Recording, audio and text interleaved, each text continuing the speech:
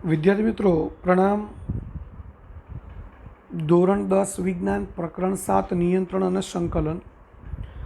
मित्रों आगळना विडियोनी अंदर આપણે वनस्पतिमां नियंत्रण और संकलन केवी रीते थाय, जेमां वनस्पतिमां आवर्तनना प्रकारो उपरांत छेल्ले वनस्पतिमां जे नियंत्रण संकलन माटे जवाबदार अंतस्त्राव होय छे ए अंतस्त्राव एना प्रकार वृद्धि प्रेरक और वृद्धि अवरोधक अंतस्त्राव आ बधुं आपणे जोई गया। हवे मित्रों प्राणीओनी बात करीए तो प्राणीनी अंदर नियंत्रण और संकलन माटे आपणे आगळ जोई गया चेतातंत्र होय छे। उपरांत चेतातंत्रने मदद करवा माटे अथवा तो चेतातंत्रने सहायक तंत्र तरीके अंतस्त्रावी तंत्र आवेलुं होय छे। एटले के चेतातंत्र जे कंई काम करे छे एनी अंदर अंतस्त्रावी तंत्र कि जेनी अंदर चौक्कस प्रकारनी अंतस्त्रावी ग्रंथिओ अने अंतस्त्रावनो समावेश थाय। ए अंतस्त्रावी ग्रंथिओ पण अने एमांथी उत्पन्न थता अंतस्त्रावो छे ए पण चेतातंत्रनी कामगीरीमां घणा बधा अंशे सहायक बनता होय छे। तो अहींया हवे आपणे जे मनुष्य छे ए मनुष्यनुं चेतातंत्र एनो आपणे अभ्यास करवानो छे। तो ए चेतातंत्रनो अभ्यास करीए पहेला अहींया मानव शरीरमां आवेली केटलीक अंतस्त्रावी ग्रंथिओ अने एमना स्थान आकृतिमां आपेला छे। तो पहेला आपणे ए समजीशुं। अहींया शीर्ष प्रदेश छे मित्रों आ रह्यो, एनी अंदर 3 प्रकारनी ग्रंथिओ आवेली छे। एक पिनियल ग्रंथि, बीजी पिट्यूटरी ग्रंथि जे आपणे मगजनी रचनामां जोई गया था, हाइपोथेलेमसनी नीचे, अने आ छे हाइपोथेलेमस। हाइपोथेलेमसनी उपर आवे थेलेमस। हाइपोथेलेमस अने थेलेमस आम तो मित्रों आपणा आ तमारी नवी बुकमां एने सिलेबसमांथी काढी नाखेल छे। जूनी बुकमां मगजनी रचनानी अंदर थेलेमस अने हाइपोथेलेमस एटले के अग्र मगजना भाग तरीके थेलेमस अने हाइपोथेलेमसनो पण समावेश करेलो छे। तो ए पण एक प्रकारनी काम ग्रंथि जेवुं छे, परंतु ए मगजनो जे एक भाग छे चेतातंत्रनो। त्यारबाद गळाना भागमां आवेली ग्रंथिओ, तेमां गळानुं आपणे जे श्वास नळी होय छे, आ रीतनी श्वास नळी होय एनी साथे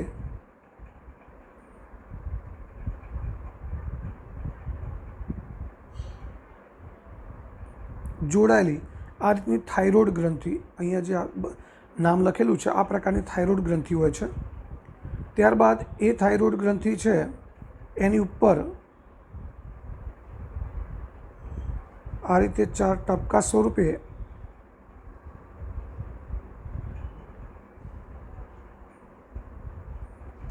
पेराथायरोइड ग्रंथि आवेली छे, जे अहींया बतावेली छे। त्यार पछी छातीना भागमां ज्यां श्वास नळी श्वास वाहिनीमां विभाजित थाय त्यां आवेली छे थायमस ग्रंथि। उपरांत आपणी जे किडनी छे ए 2 किडनी होय ए किडनीनी उपर आपणी किडनीनी रचना आपणे भणी गया छीए। वालना दाणा जेवा आकारनी होय छे किडनी। आ 2 किडनी छे ए किडनी उपर टोपी जेवा आकारनी एटले के शंकु आकारनी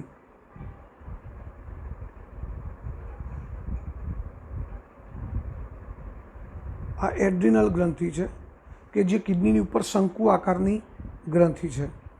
त्यारबाद स्वादुपिंड।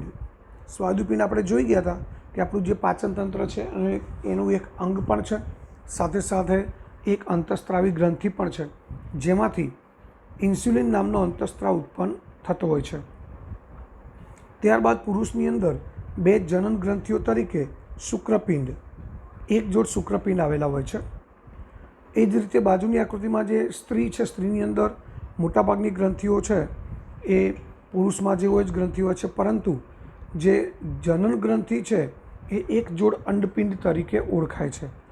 2 अंडपिंड तरीके जो ओळखाती जनन ग्रंथिओ अथवा प्रजनन ग्रंथिओ कहेवाय ए आवेली होय छे, ज्यारे पुरुषमां शुक्रपिंड नामनी ग्रंथि आवेली होय छे। हवे संकलित वृद्धिमां अंतस्त्राव केवी रीते मदद करे छे, तो एना माटे आपणे अहींया थोड़ीक जे समजूती आपी छे जोईए। મીઠાના પેકેટ પર આપણે બધા જોઈએ છીએ કે આયોડિનયુક્ત મીઠું, આયોડિનથી સંવર્ધિત. આપણે આહારમાં આયોડિનયુક્ત મીઠું લેવું કેમ જરૂરી છે? તો મિત્રો એનું એક કારણ એ છે કે થાઇરોઇડ ગ્રંથિ છે, આ ખાસ યાદ રાખજો, એમાંથી થાઇરોક્સિન નામનો અંતઃસ્ત્રાવ ઉત્પન્ન થાય છે. અને થાઇરોઇડ ગ્રંથિમાંથી થાઇરોક્સિન અંતઃસ્ત્રાવ ત્યારે જ પૂરતા પ્રમાણમાં ઉત્પન્ન થાય કે જ્યારે એ થાઇરોઇડ ગ્રંથિમાં આયોડિન પૂરતા પ્રમાણમાં હોય. અને એ આયોડિન મિત્રો આપણને આપણા ખોરાકમાંથી પ્રાપ્ત થતો હોય. એટલે આપણો ખોરાક છે એની અંદર પૂરતા પ્રમાણમાં આયોડિન હોવું જોઈએ. એટલા માટે જ આપણે આયોડિનયુક્ત મીઠું, નમક લેવાની જે એડની અંદર જાહેરાત કે જે વાત કરવામાં આવતી હોય છે કે આયોડિનયુક્ત નમક, એટલે મીઠું છે એની અંદર આયોડિન પૂરતા પ્રમાણમાં હોય તો એ થાઇરોઇડ ગ્રંથિમાંથી થાઇરોક્સિન અંતઃસ્ત્રાવ છે એ પૂરતા પ્રમાણમાં ઉત્પન્ન થાય. અને થાઇરોક્સિન અંતઃસ્ત્રાવ ઉત્પન્ન થાય તો એ થાઇરોક્સિન અંતઃસ્ત્રાવનું કામ શું છે જોઈએ. તો આપણા શરીરમાં રહેલું જે કાર્બોદિત છે, પ્રોટીન છે, ચરબી, એના ચયાપચયની ક્રિયા છે એનું નિયંત્રણ કરે છે. ઉપરાંત વૃદ્ધિ અને ઉત્કૃષ્ટ સંચાલન કરાવી શકે છે. એટલે જે શરીરની વૃદ્ધિ યોગ્ય રીતે થાય એના માટે પણ થાઇરોક્સિન અંતઃસ્ત્રાવ પૂરતા પ્રમાણમાં જરૂરી છે. અને થાઇરોક્સિનના સંશ્લેષણ માટે આયોડિન અનિવાર્ય છે, જરૂરી છે. જો આપણા આહારમાં એટલે કે ખોરાકમાં આયોડિનની ઉણપ હોય તો ગોઈટર નામનો રોગ થઈ શકે છે. આયોડિનની ઉણપ હોય તો ગોઈટર નામનો રોગ થાય. અને ગોઈટર રોગની લક્ષણ એ છે કે એમાં જે દર્દીનું ગળું છે એ ગળું ફૂલાઈ જતું હોય છે, એટલે એનું લક્ષણ છે. તો એને ગોઈટર રોગ તરીકે ઓળખવામાં આવે છે. મિત્રો અહીંયા આકૃતિમાં તમે જોઈ શકો છો કે થાઇરોઇડ જે ગ્રંથિ છે એમાં પૂરતા પ્રમાણમાં થાઇરોક્સિન અંતઃસ્ત્રાવ ન હોય તો એ થાઇરોઇડ ગ્રંથિ ફૂલાઈ જાય છે અને એના લીધે એ વ્યક્તિનું ગળું પણ આ રીતે ફૂલાઈ જાય છે. અને આ રોગનું નામ છે ગોઈટર. તો આ રીતે આ થાઇરોઇડ ગ્રંથિ છે એમાંથી ઉત્પન્ન થતો અંતઃસ્ત્રાવ છે એનું નામ છે મિત્રો થાઇરોક્સિન. એનું મુખ્ય કાર્ય છે કે આપણા શરીરમાં રહેલું કાર્બોદિત, ચરબી, પ્રોટીન વગેરે જેવા જે ખોરાકના ઘટકો છે એનું ચયાપચયની ક્રિયાનું નિયંત્રણ કરે છે. ઉપરાંત વૃદ્ધિ અને જે શારીરિક સંતુલન છે એના સંબંધી ક્રિયાઓ કરે છે. ઉપરાંત એની ઉણપ એટલે પૂરતા પ્રમાણમાં થાય. જો આપણા ખોરાકમાં આયોડિન ન હોય તો આયોડિનની ઉણપથી થાઇરોઇડ ગ્રંથિમાંથી થાઇરોક્સિન અંતઃસ્ત્રાવ ન ઉત્પન્ન થાય. અને થાઇરોક્સિન અંતઃસ્ત્રાવ પૂરતા પ્રમાણમાં ન ઉત્પન્ન થાય તો થાઇરોઇડ ગ્રંથિ આ રીતે ફૂલાઈ જાય, જે રોગને ગોઈટર રોગ તરીકે ઓળખવામાં આવે છે. હવે ત્યારબાદ ક્યારેક આપણે એવા વ્યક્તિના સંપર્કમાં આવીએ છીએ કે જેઓ ખૂબ જ વામન એટલે કે કદમાં, ઊંચાઈમાં ખૂબ નાના હોય છે, અથવા તો કેટલાક વધારે પડતા ઊંચાઈ ધરાવતા હોય છે. તો આ કેવી રીતે થાય? તો એના માટે મિત્રો પિટ્યુટરી ગ્રંથિ જે આપણે વાત કરી, અગ્ર મગજનો ભાગ છે, એમાંથી ઉત્પન્ન થતા અંતઃસ્ત્રાવમાં એક અંતઃસ્ત્રાવ છે જેનું નામ છે, ટૂંકું નામ GH, જેને ગ્રોથ હોર્મોન કહેવાય અથવા ગુજરાતીમાં વૃદ્ધિ અંતઃસ્ત્રાવ કહેવાય છે. એ વૃદ્ધિ સાથે સંકળાયેલો છે. તો આ વૃદ્ધિ અંતઃસ્ત્રાવ છે, ગ્રોથ હોર્મોન, એ શરીરની વૃદ્ધિ અને વિકાસને નિયંત્રિત કરે.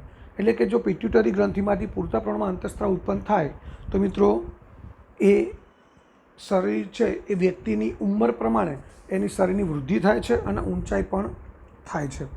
પરંતુ જો બાળપણમાં જ આ અંતઃસ્ત્રાવની ઉણપ હોય એટલે કે પિટ્યુટરી ગ્રંથિમાંથી ગ્રોથ હોર્મોન પૂરતા પ્રમાણમાં ઉત્પન્ન ન થતો હોય તો વ્યક્તિની ઉંમર પ્રમાણે એની ઊંચાઈ વધતી નથી, જેના કારણે એ વ્યક્તિનું શરીર થીંગણું રહે છે, જેને વામનતા તરીકે, એ ખામી છે એને વામનતા તરીકે ઓળખવામાં આવે છે. તો આ પણ એક અંતઃસ્ત્રાવ છે, ગ્રોથ હોર્મોન.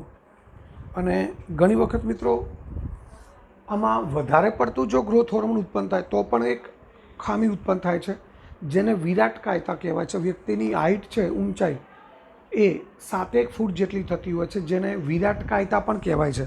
એટલે ઉણપથી જ ખામી સર્જાય એવું નથી. વધુ પડતો અંતઃસ્ત્રાવ ઉત્પન્ન થતો હોય તેના લીધે વ્યક્તિની જે ઊંચાઈ છે એ સામાન્ય લોકો કરતાં વધી જતી હોય, જેને વિરાટ કાયતા કહેવામાં આવે છે.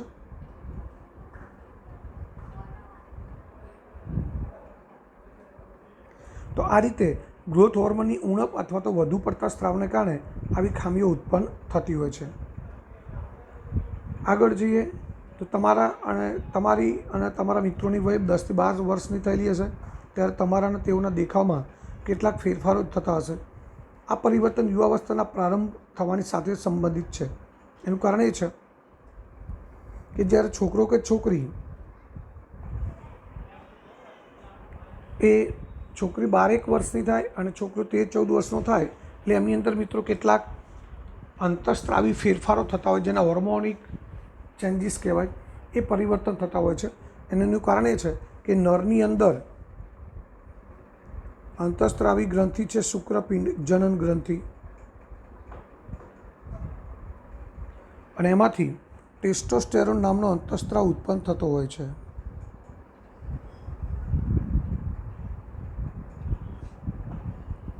અને આ ટેસ્ટોસ્ટેરોન અંતઃસ્ત્રાવ ઉત્પન્ન થાય એટલે એના લીધે આજે શારીરિક ફેરફારો, શારીરિક રચના જેમ કે અવાજ ઘેરો બનવો, ખભા અને છાતી મજબૂત પહોળા બનવા, જનન ગ્રંથિઓનો વિકાસ થવો, શુક્રપિંડ છે એમાંથી શુક્રકોષ ઉત્પન્ન થવાનું શરૂ થવું, આ બધા ફેરફારો છે એ મિત્રો ટેસ્ટોસ્ટેરોન અંતઃસ્ત્રાવ છે એની અસર હેઠળ થતા હોય છે. ઉપરાંત છોકરી હોય તો એમાં અવાજ તીવ્ર થવો, સ્વભાવ વધુ સંવેદનશીલ બનવો, અંડપિંડ છે એમાંથી અંડકોષ ઉત્પન્ન થવાનું શરૂ થવું, ત્યારબાદ ઋતુસ્ત્રાવ એટલે કે માસિક સ્ત્રાવ શરૂ થવો, આ બધા ફેરફારો જોવા મળતા હોય છે. તો મિત્રો એના માટે પણ જવાબદાર છે ચોક્કસ અંતઃસ્ત્રાવ જે પુરુષમાં શુક્રપિંડમાંથી ટેસ્ટોસ્ટેરોન અને સ્ત્રીની અંદર અંડપિંડમાં ઇસ્ટ્રોજન નામનો અંતઃસ્ત્રાવ છે. અને આ અંતઃસ્ત્રાવની અસર હેઠળ છોકરીઓમાં પણ એ ઉંમરે આવા ફેરફારો જોવા મળતા હોય છે. શું તમે તમારા પરિવાર કે મિત્રોમાં કોઈ એવી વ્યક્તિને ઓળખો છો જેને ડૉક્ટરે તેમના આહારમાં ઓછી શર્કરા લેવાની સલાહ આપી? ઓછી શર્કરા એટલે ગળ્યા પદાર્થો, ગળ્યું ખાવાની ના પાડી હોય. મિત્રો આપણે જાણતા જ હોઈએ છીએ કે એવા રોગને આપણે ડાયાબિટીસ નામથી ઓળખીએ છીએ. એનું શુદ્ધ ગુજરાતી નામ છે મધુપ્રમેહ. અને એનું કારણ એ છે મિત્રો કે ગળ્યું ખાવાથી ડાયાબિટીસ થતો નથી, આવું અગાઉ પણ આપણે સમજાવેલું છે. પરંતુ જે સ્વાદુપિંડ છે એ સ્વાદુપિંડ નામની ગ્રંથિ છે એમાંથી ઇન્સ્યુલિન નામનો અંતઃસ્ત્રાવ ઉત્પન્ન થાય. એ અંતઃસ્ત્રાવ છે એ શર્કરાનું નિયંત્રણ કરે છે. પરંતુ જો સ્વાદુપિંડમાંથી પૂરતા પ્રમાણમાં ઇન્સ્યુલિન ઉત્પન્ન ન થાય તો આપણા રુધિરમાં શર્કરાનું પ્રમાણ વધી જાય, અને રુધિરમાં શર્કરાનું પ્રમાણ વધી જાય મિત્રો એ રોગનું નામ છે ડાયાબિટીસ. તો અહીંયા એક અંતઃસ્ત્રાવ છે ઇન્સ્યુલિન જે સ્વાદુપિંડમાંથી ઉત્પન્ન થાય છે અને આપણા રુધિરમાં રહેલી જે શર્કરા છે એ શર્કરાના સ્તરનું નિયંત્રણ કરે છે.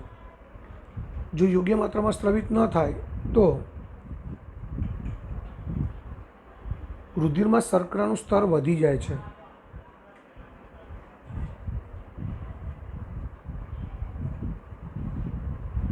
અને ઘણી બધી હાનિકારક અસરનું કારણ બને છે.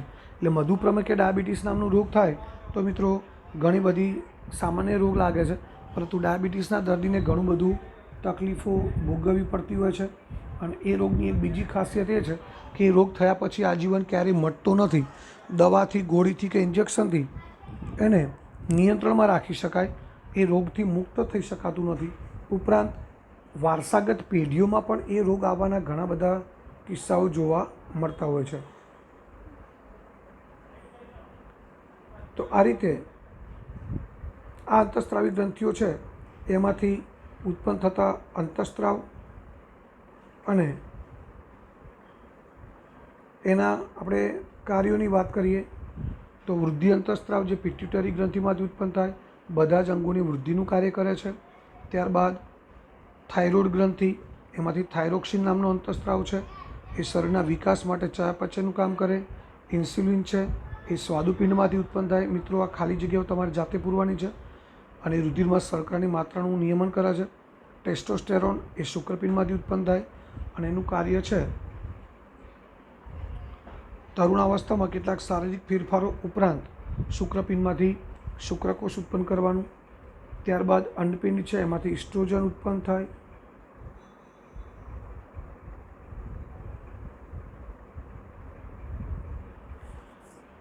જે સ્ત્રીના પ્રજનનાંગોનો વિકાસ ઉપરાંત રજોસ્ત્રાવ એટલે ઋતુચક્રનું નિયમન કરે છે. ત્યારબાદ મિત્રો એડ્રિનલ ગ્રંથિ છે એની અહીંયા સમજૂતી ખૂબ ઓછી આપેલી છે, પરંતુ આપણે મુદ્દાસર જવાબની અંદર ખાસ સમજીશું કે એડ્રિનલ ગ્રંથિ છે એની અંદરથી એડ્રિનાલિન નામનો અંતઃસ્ત્રાવ ઉત્પન્ન થતો હોય છે. એડ્રિનલ ગ્રંથિમાં પણ 3 ભાગ પડે છે, પરંતુ મિત્રો અહીંયા તમારી બુકમાં એકદમ શોર્ટકટમાં બધું આપી દીધેલું છે. એડ્રિનલ ગ્રંથિમાં 3 ભાગ પડે, એડ્રિનલ બાહ્યક 2 ભાગ પડે અને મજ્જક. એડ્રિનલ બાહ્યકમાંથી એડ્રિનાલિન અને મજ્જક એટલે અંદરનું ભાગ, એમાંથી નોર એડ્રિનાલિન નામનો અંતઃસ્ત્રાવ ઉત્પન્ન થાય. અને એડ્રિનાલિન અંતઃસ્ત્રાવ છે એ લડો યા ભાગોની સ્થિતિ, એટલે જ્યારે કોઈ આકસ્મિક તકલીફ આવે, આપણે ક્યાંક રસ્તા ઉપર સાયકલિંગ જતા હોય, 2-3 મિત્રો વાતો કરતાં કરતાં, અને સામેથી અચાનક કોઈ કાર પૂર ઝડપે આપણી ઉપર આવતી આપણને દેખાય, ત્યારે આપણા હૃદયના ધબકારા વધી જાય, પરસેવો છૂટી જાય, આપણે ગભરાઈ જઈએ. આ બધી જે પરિસ્થિતિ ઉત્પન્ન થાય ત્યારે એડ્રિનાલિન અંતઃસ્ત્રાવ છે એ તરત એક્ટિવ બને છે અને આપણા મગજને યોગ્ય ડિસિઝન લેવા માટે પ્રેરે છે. અને જેના લીધે આપણે કોઈ આજુબાજુમાં યોગ્ય જગ્યાએ જ્યાં આપણને જગ્યા દેખાય એ તરફ આપણે આપણી સાયકલ વાળી દઈએ છીએ અને એ પરિસ્થિતિ આપણે બચીએ છીએ. તો આ લડો યા ભાગો એવી સ્થિતિ, અથવા તો આ જે અંતઃસ્ત્રાવ છે એને અંતઃસ્ત્રાવી ગ્રંથિ છે અને કટોકટી સમયની ગ્રંથિ પણ કહેવાય છે, કે જ્યારે આવી કટોકટી ઊભી થાય ત્યારે આ અંતઃસ્ત્રાવ મદદરૂપ થાય છે. ત્યારબાદ મુક્ત થતો અંતઃસ્ત્રાવ રિલીઝિંગ હોર્મોન જે હાઇપોથેલેમસમાંથી ઉત્પન્ન થાય. મિત્રો આ પણ માહિતી તમારે બુકમાં નથી આપી, જૂની બુકમાં આપેલી છે. હાઇપોથેલેમસમાંથી ઉત્પન્ન થતા સ્ત્રાવ છે મિત્રો, એનું એક જ કામ છે કે પિટ્યુટરી ગ્રંથિને ઉત્તેજિત કરે. હાઇપોથેલેમસ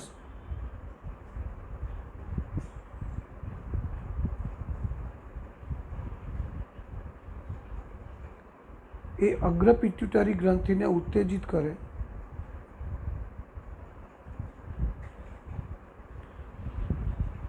અને અગ્ર પિટ્યુટરી ગ્રંથિ છે એ મિત્રો જુદા જુદા 5 પ્રકારના અંતઃસ્ત્રાવનો સ્ત્રાવ કરે છે. જેમાંનો એક અંતઃસ્ત્રાવ આપણે અહીંયા વાત કરી, ગ્રોથ હોર્મોન. એટલે અગ્ર પિટ્યુટરી ગ્રંથિ છે એના હાઇપોથેલેમસ નામની ગ્રંથિમાંથી ઉત્પન્ન થતા સ્ત્રાવ છે એ ઉત્તેજિત કરે, ત્યારે અગ્ર પિટ્યુટરી ગ્રંથિ જુદા જુદા સ્ત્રાવ ઉત્પન્ન કરે અને એ સ્ત્રાવ પોતાના કાર્યો કરતા હોય છે. તો મિત્રો હવે આ બધા જ સવાલના આ બધું આપણે જે સમજૂતી જોઈ, ખાસ કરીને પ્રાણી અંતઃસ્ત્રાવ, તેના આપણે મુદ્દાસર જવાબ સમજીએ. તો મિત્રો આ સવાલ એક વચ્ચે લઈ લીધો છે કે અંતઃસ્ત્રાવી ગ્રંથિ એટલે શું. જો કે આપણી બુકમાં નથી, પરંતુ મેં વધારાનો એડ કરેલો છે. મનુષ્યની અંતઃસ્ત્રાવી ગ્રંથિઓના સ્થાન, અંતઃસ્ત્રાવી ગ્રંથિઓ સ્થાન સાથે જણાવો. તો જે ગ્રંથિને કોઈ નલિકા હોતી નથી, ઉપરાંત તેની નિપજને, નિપજ એટલે અંતઃસ્ત્રાવ, અંતઃસ્ત્રાવી ગ્રંથિની નિપજ શું હોય મિત્રો? અંતઃસ્ત્રાવ.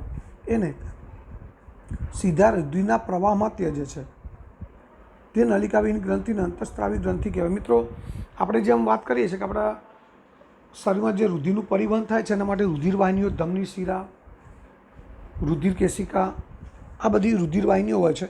પરંતુ જે અંતઃસ્ત્રાવી ગ્રંથિમાંથી ઉત્પન્ન થાય, એ અંતઃસ્ત્રાવી ગ્રંથિમાંથી ઉત્પન્ન થયા બાદ આપણે આગળ વાત કરી હતી કે એનું કાર્યક્ષેત્ર અને ઉત્પત્તિ ક્ષેત્ર જુદા જુદા હોય. અંતઃસ્ત્રાવી ગ્રંથિઓ, ધારો કે ઇન્સ્યુલિન છે, એ સ્વાદુપિંડ નામની અંતઃસ્ત્રાવી ગ્રંથિમાંથી ઉત્પન્ન થાય અને એ ઇન્સ્યુલિનને સ્વાદુપિંડમાં કોઈ કામ કરવાનું હોતું નથી, પરંતુ એ સ્વાદુપિંડમાંથી ઇન્સ્યુલિન ઉત્પન્ન થયા બાદ એ રુધિરમાં ભળે છે અને રુધિરમાં ભળે અને ત્યારબાદ એ રુધિરમાં પોતાનું કાર્ય કરે છે. તો આ જ રીતે દરેક અંતઃસ્ત્રાવી ગ્રંથિ છે એમાંથી ઉત્પન્ન થતા અંતઃસ્ત્રાવ છે એ ઉત્પન્ન થઈ સીધા રુધિરમાં ભળે છે. એટલે આ ગ્રંથિઓ છે એ નલિકાવિહીન છે, એટલે અમને નલિકાવિહીન ગ્રંથિઓ તરીકે પણ ઓળખવામાં આવે છે. તો મનુષ્યના શરીરમાં આવેલી વિવિધ ગ્રંથિઓ અહીં આપણે આકૃતિ આપેલી છે અને આગળ પણ આપણે જોઈ ગયા કે શીર્ષ પ્રદેશ, માથાનો ભાગ છે, એમાં 3 ગ્રંથિ આવેલી છે: પિનિયલ ગ્રંથિ, પિટ્યુટરી, હાઇપોથેલેમસ. ગળાના ભાગમાં થાઇરોઇડ, પેરાથાઇરોઇડ. છાતીના ભાગમાં થાઇમસ ગ્રંથિ. ત્યારબાદ જે ઉદરનું પોલાણ છે, પેટનું પોલાણ, એમાં સ્વાદુપિંડ અને એડ્રિનલ ગ્રંથિ જે મૂત્રપિંડ એટલે કે કિડનીની ઉપર આવેલી છે. ત્યારબાદ અંડપિંડ, જે સ્ત્રીમાં ઉદર ગુહાની અંદર એટલે કે સ્ત્રીના પ્રજનતંત્રનો એક ભાગ છે, અને પુરુષમાં ઉદર ગુહાની બહાર એક જોડ શુક્રપિંડ આવેલા હોય છે. તો આપણે આગળ જોઈ ગયા કે શીર્ષમાં પિટ્યુટરી ગ્રંથિ અને પિનિયલ ગ્રંથિ આવેલી છે. મગજના એક ભાગ તરીકે હાઇપોથેલેમસ નામની રચનામાંથી સ્ત્રવતા અંતઃસ્ત્રાવો પિટ્યુટરી ગ્રંથિના સ્ત્રાવનું નિયમન કરે. મેં તમને આગળ સમજાવ્યું કે હાઇપોથેલેમસમાંથી ઉત્પન્ન થતા સ્ત્રાવ છે એ સીધા પોતે કોઈ કાર્ય કરતા નથી, પરંતુ એમાંથી ઉત્પન્ન થતા સ્ત્રાવ છે એ પિટ્યુટરી ગ્રંથિને ઉત્તેજિત કરે અને પિટ્યુટરી ગ્રંથિ જે ચોક્કસ પ્રકારના સ્ત્રાવ ઉત્પન્ન કરે છે. ત્યારબાદ ગ્રીવા એટલે ગરદનના ભાગમાં થાઇરોઇડ અને પેરાથાઇરોઇડ ગ્રંથિ, છાતીના ભાગમાં થાઇમસ ગ્રંથિ, ઉદરમાં સ્વાદુપિંડ એડ્રિનલ ગ્રંથિ, અને જનનપિંડ તરીકે સ્ત્રીમાં ઉદર ગુહામાં એક જોડ અંડપિંડ, જ્યારે પુરુષમાં ઉદર ગુહાની બહાર શુક્રપિંડ આવેલા હોય છે. મિત્રો, જલાવર્તનનો પ્રયોગ આપણે આગળના વિડીયોની અંદર જોઈ ગયા છીએ. હવે આગળનો પ્રશ્ન છે કે લડવાની કે દોડવાની સ્થિતિમાં કયો અંતઃસ્ત્રાવ સ્ત્રવે છે? તો શરીર જ્યારે લડવાની કે દોડવાની સ્થિતિ હોય, મતલબ લડો યા ભાગો, કોઈ પરિસ્થિતિ સામે આપણે લડવાનું હોય કે પછી ત્યાંથી ભાગી છૂટવાનું હોય, તો એવી સ્થિતિમાં એડ્રિનલ ગ્રંથિમાંથી ઉત્પન્ન થતો અંતઃસ્ત્રાવ છે, એટલે કે એડ્રિનલ ગ્રંથિમાંથી અંતઃસ્ત્રાવ સ્ત્રવે છે. એનું નામ છે એડ્રિનાલિન. એની અસરો જોઈએ તો હૃદયના ધબકારા વધે છે, જેના કારણે આપણા સ્નાયુને વધારે ઓક્સિજનનો પુરવઠો મળે, કારણ કે આપણે ઝડપથી કોઈ કાર્ય કરવું છે તો એના માટે ઉર્જાની વધારે જરૂર પડે, અને એ ઉર્જા માટે વધારે ઓક્સિજનની જરૂર પડે. પાચનતંત્રમાં અને ત્વચામાં નાની નાની ધમનીઓની આસપાસના સ્નાયુઓ સંકોચાઈ જાય, જેના લીધે ત્યાં રુધિરની જરૂરિયાત ઓછી થાય, અને એ રુધિર આપણા કંકાલ સ્નાયુ એટલે કે આપણા જે હાથ પગના હાડકાઓ છે કે સ્નાયુઓ છે એ તરફ રુધિર પ્રવાહિત થાય, અને એ ભાગને વધારે રુધિર અને સાથે સાથે ઓક્સિજનનો વધારે પુરવઠો મળે, એટલે આપણે ઝડપથી એ પરિસ્થિતિનો સામનો કરી શકીએ. ત્યારબાદ ઉરોદર પટલ અને પાંસળીના સ્નાયુઓ છે એનું સંકોચન થવાથી પણ શ્વસન દર ઝડપી થાય.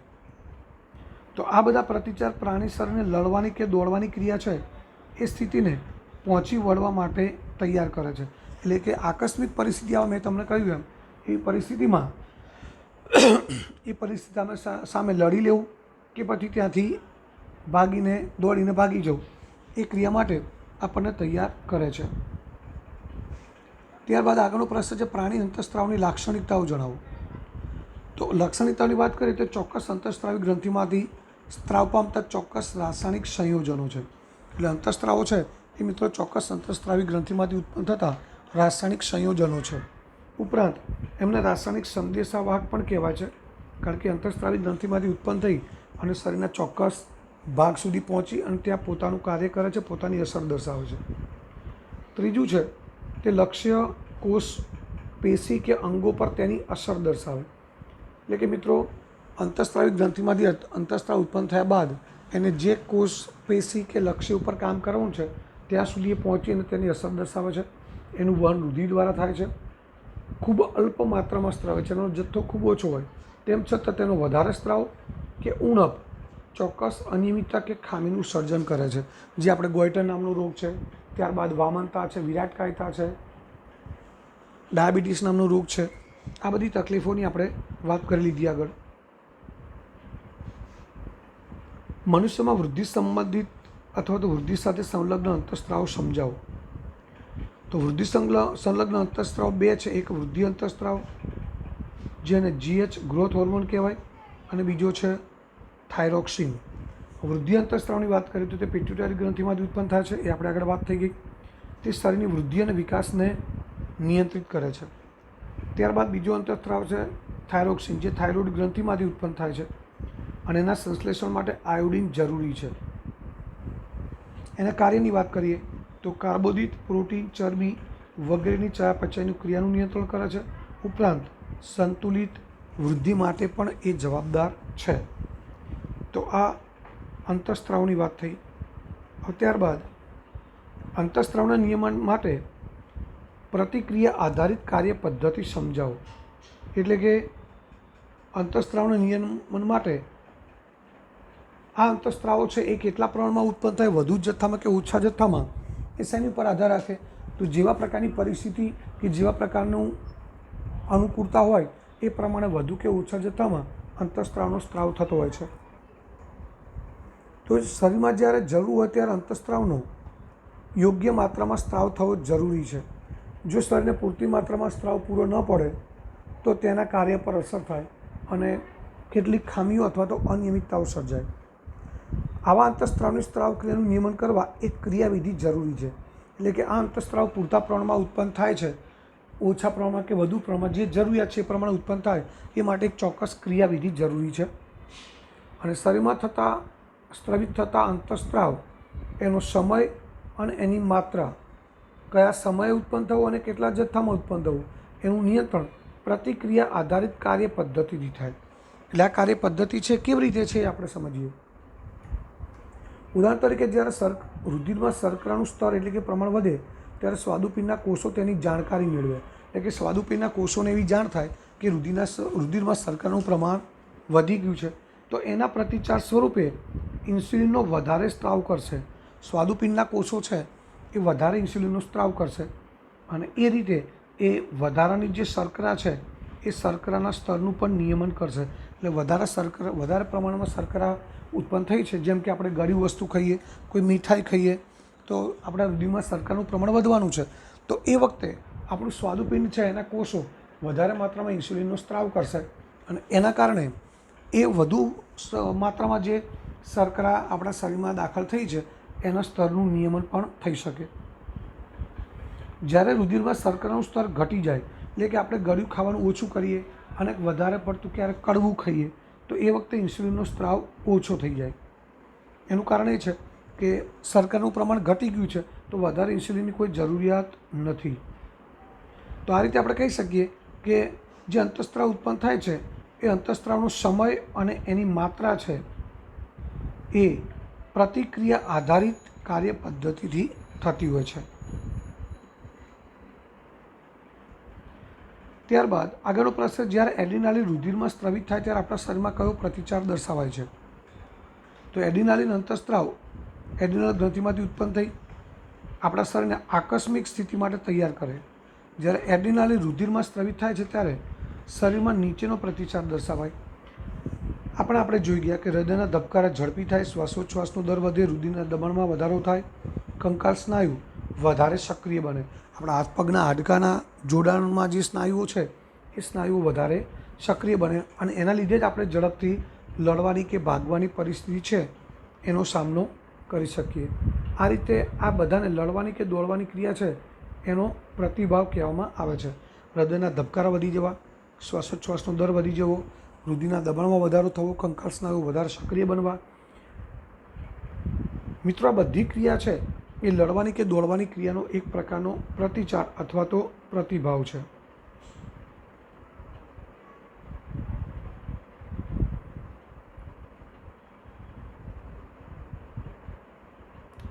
ત્યારબાદ આગળનો પ્રશ્ન છે, કરોડરજ્જુમાં ઈજા થવાથી કયા સંકેતો આપવામાં ખલેલ પહોંચે? તો કરોડરજ્જુ એક તો મુખ્ય પરાવર્તી ક્રિયા સાથે સંકળાયેલી છે. એ કરોડરજ્જુની ઈજા થાય, એની કામગીરી ખોરવાય તો પરાવર્તી ક્રિયા થાય નહીં. ઉપરાંત શરીરના વિવિધ અંગોમાંથી મગજ તરફ જતા સંવેદી ઉર્મિવેગ કરોડરજ્જુમાંથી પસાર થઈ શકે નહીં, કારણ કે અંગો અને મગજ એ બેની વચ્ચે કરોડરજ્જુ આવેલી છે. એટલે એ સંવેદનાઓ છે એ મગજ સુધી કરોડરજ્જુમાંથી પસાર થઈ શકતી નથી. ઉપરાંત મગજ દ્વારા શરીરના વિવિધ અંગો તરફ જતા ચાલક ઉર્મિવેગ, એટલે કે મગજે તૈયાર કરેલા જે સંદેશાઓ છે એ પણ કરોડરજ્જુમાંથી પસાર થઈ અને જે તે પ્રતિચારક અંગ સુધી જઈ શકતા નથી. આગળનો પ્રશ્ન છે, અનૈચ્છિક અને પરાવર્તી ક્રિયાઓ એકબીજાથી કેવી રીતે ભિન્ન છે? મિત્રો, અનૈચ્છિક ક્રિયાઓ એટલે જે આપણી ઈચ્છા મુજબ નથી થતી અને પરાવર્તી ક્રિયા એટલે કે જે આકસ્મિક સંજોગોમાં આપણું મગજ કોઈ અન્ય કામમાં વ્યસ્ત છે અને એ વખતે આપણે કોઈ ઉત્તેજનાનો પ્રતિચાર આપવાનો થાય તો એને પરાવર્તી ક્રિયા કહીએ છીએ. તો અનૈચ્છિક ક્રિયાઓની વાત કરીએ તો એ પશ્ચ મગજના લંબ મજ્જા વડે નિયંત્રિત થાય. પશ્ચ મગજના 3 ભાગ પડે: સેતુ, લંબ મજ્જા અને અનુમસ્તિષ્ક. એમાં લંબ મજ્જા છે એ અનૈચ્છિક ક્રિયાનું નિયંત્રણ કરે છે, જ્યારે પરાવર્તી ક્રિયાનું નિયંત્રણ કરોડરજ્જુ વડે થાય છે. અનૈચ્છિક ક્રિયાઓ છે એની જાણકારી મગજને હોય છે, જ્યારે પરાવર્તી ક્રિયાની જાણકારી મગજને હોતી નથી, પરંતુ એ પરાવર્તી ક્રિયા છે એનો પ્રતિચાર અપાયા બાદ મગજને એની જાણ થતી હોય છે. અનૈચ્છિક ક્રિયાઓ છે સામાન્ય સ્થિતિમાં સતત ચાલતી રહેતી હોય, એટલે કે વ્યક્તિ કે પ્રાણી સામાન્ય સ્થિતિમાં હોય ત્યારે આ બધી ક્રિયાઓ ચાલે, જેમાં હૃદયના ધબકારા છે, શ્વાસોચ્છ્વાસ છે, અન્નમાર્ગનું પરિસંકોચન છે વગેરે. જ્યારે પરાવર્તિત ક્રિયા છે માત્ર આકસ્મિક સ્થિતિમાં શરીરના લાભ માટે થાય, એ હંમેશા સામાન્ય સ્થિતિમાં થતી નથી. જેમ કે ગરમ વસ્તુ અડકતા હાથ પાછો ખેંચી લેવો, એ આપણે ગરમ વસ્તુને અડીએ અથવા તો આપણને કોઈ ગરમ વસ્તુ અડાડે તો જ આપણે હાથ પાછો ખેંચીએ છીએ, એ જ વખતે પરાવર્તિત ક્રિયા થાય છે. સામાન્ય સંજોગોમાં પરાવર્તિત ક્રિયા જોવા મળતી નથી. ત્યારબાદ અનૈચ્છિક ક્રિયાઓ છે ચોક્કસ નિયંત્રિત દરે થાય.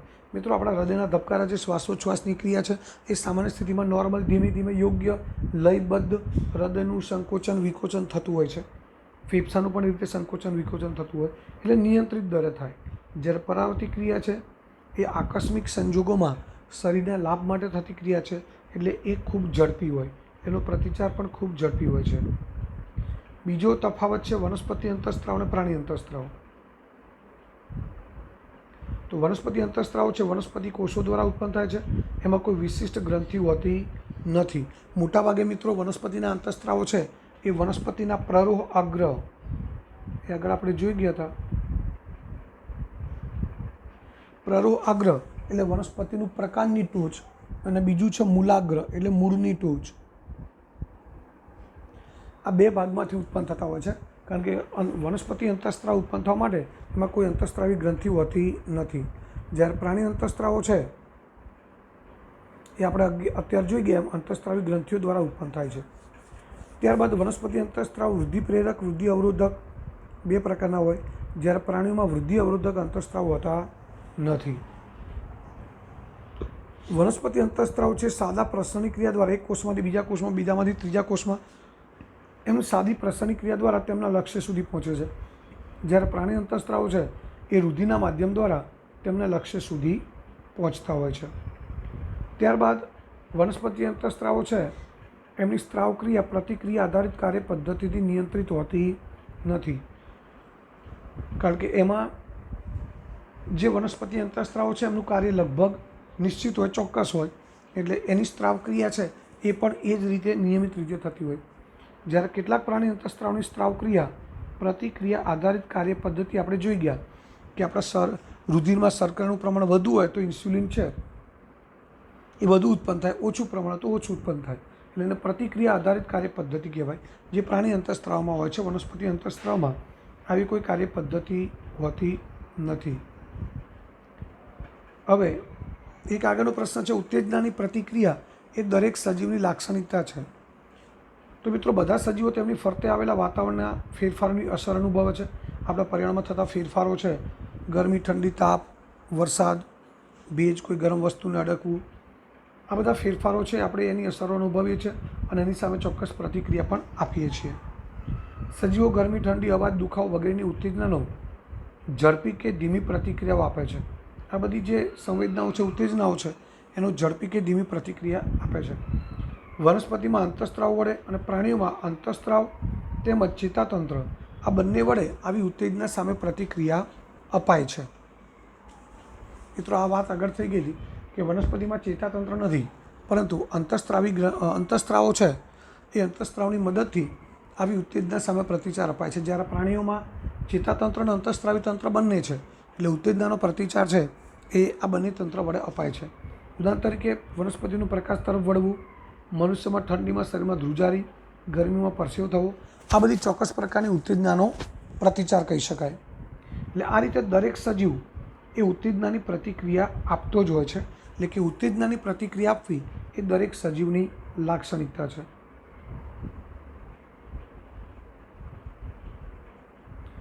ત્યારબાદ મધુપ્રમેહના દર્દીને ઇન્સ્યુલિનના ઇન્જેક્શન આપવામાં આવે છે, કારણ આપો. મધુપ્રમેહ એટલે ડાયાબિટીસ. તો મિત્રો, આપણે વાત કરીએ માનવ શરીરમાં રુધિરમાં શર્કરાનું નિયમિત પ્રમાણ જાળવી રાખવું જરૂરી છે, અને એ માટે આપણા સ્વાદુપિંડમાંથી ઇન્સ્યુલિન નામનો અંતઃસ્ત્રાવ ઉત્પન્ન થતો હોય છે. પરંતુ મધુપ્રમેહના દર્દીમાં ઇન્સ્યુલિનની ઉણપ હોય, એના લીધે રુધિરમાં શર્કરાનું પ્રમાણ વધારે હોય છે, અને શર્કરાનું વધારે પ્રમાણ અનેક હાનિકારક અસરોનું કારણ બને છે. આ હાનિકારક અસરોથી દર્દીને બચાવવા માટે રુધિરમાં શર્કરાનું પ્રમાણ વધે નહીં એ જોવું જરૂરી છે. એટલે કે રુધિરમાં શર્કરાના પ્રમાણનું નિયમન જરૂરી બને છે અને એ નિયમન ઇન્સ્યુલિન દ્વારા જ થઈ શકે. એટલે ઇન્સ્યુલિન સ્વાદુપિંડમાંથી પૂરતા પ્રમાણમાં ન ઉત્પન્ન થાય એટલે એ ઇન્સ્યુલિન છે એના ઇન્જેક્શન, જે કૃત્રિમ રીતે ઇન્સ્યુલિન બનાવેલું છે એના ઇન્જેક્શન દર્દીને આપવામાં આવતા હોય છે. મિત્રો, ઘણી વખત ડાયાબિટીસનું પ્રમાણ એટલે કે સુગરનું પ્રમાણ દર્દીના શરીરમાં એટલું બધું વધારે ન હોય તો ઘણી વખત ટેબ્લેટથી પણ ચાલતું હોય છે. કદાચ તમે જાણતા જ હશો તમારા પડોશીમાં કે ક્યાંક સગા સંબંધીમાં આવા ક્યાંક દર્દી હશે કે જે સવાર સાંજ ઇન્સ્યુલિન માટે એટલે કે ડાયાબિટીસ માટે ગોળી લેતા હોય, ગળાને વધારે તકલીફ હોય તો એમને સવાર સાંજ ઇન્જેક્શન પણ ઇન્સ્યુલિનના લેવા પડતા હોય છે. એટલે ઇન્સ્યુલિનના ઇન્જેક્શનથી રુધિરમાં શર્કરાનું પ્રમાણ જળવાઈ રહે છે. અને ત્યારબાદ છેલ્લું એક કારણ છે, આહારમાં આયોડિનયુક્ત મીઠાનો ઉપયોગ સલાહ ભરેલો છે. એટલે આપણા ખોરાકની અંદર જે મીઠું લઈએ એ આયોડિન ધરાવતું હોવું જોઈએ. તેનું કારણ પણ આપણે આગળ ચર્ચા થઈ ગઈ કે થાઇરોઇડ ગ્રંથિમાંથી થાઇરોક્સિન નામનો અંતઃસ્ત્રાવ ઉત્પન્ન થાય છે અને એ આયોડિનયુક્ત અંતઃસ્ત્રાવ છે. એટલે કે આયોડિન પૂરતા પ્રમાણમાં હોય તો જ અંતઃસ્ત્રાવ થાઇરોક્સિન છે એ પૂરતા પ્રમાણમાં ઉત્પન્ન થાય. જો આયોડિનની ઉણપ હોય તો થાઇરોક્સિન અંતઃસ્ત્રાવ પૂરતા પ્રમાણમાં બનતો નથી, જેના કારણે થાઇરોઇડ ગ્રંથિનું કદ અસાધારણ રીતે વધી જાય અને ગળાનો ભાગ ફૂલી જાય, જેને આપણે ગોઈટર નામના રોગથી ઓળખીએ છીએ.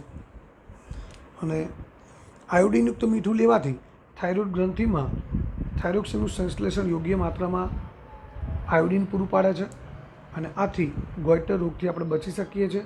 એટલે કે ગોઈટર રોગથી બચવા આહારમાં આયોડિનયુક્ત મીઠાનો ઉપયોગ સલાહ ભરેલો ગણવામાં આવે છે. તો મિત્રો, અહીંયા મોટા પ્રશ્નો અને નાના પ્રશ્નો બધા જ પ્રશ્નો પૂરા થયા. સાથે સાથે આ પ્રકરણ પણ અહીંયા પૂરું થયું છે. તો આ પ્રકરણના બધા જ પ્રશ્નોના જવાબ છે એ ઘરેથી લખી દેવાના છે.